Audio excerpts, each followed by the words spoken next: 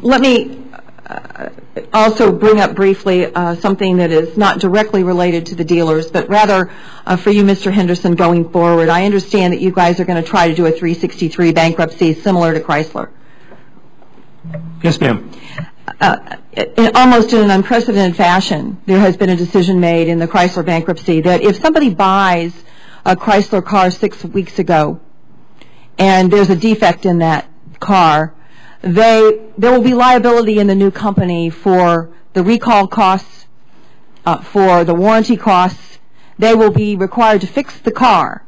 But if because of that defect a child loses their life because of an accident, or if a man loses his legs because of an accident, there is absolutely nowhere for that person to turn. Now, that to me seems like a very weird result. And it is very unusual in bankruptcy to have absolutely no requirement of insurance for any kind of defects that may be there, especially if the product is going to be carried forward. I need to know on the record, Mr. Henderson, if you all are going to seek that same kind of immunity for existing claims and potential claims for any cars that have been sold prior to the closing of your bankruptcy. That would be our expectation, yes. Okay.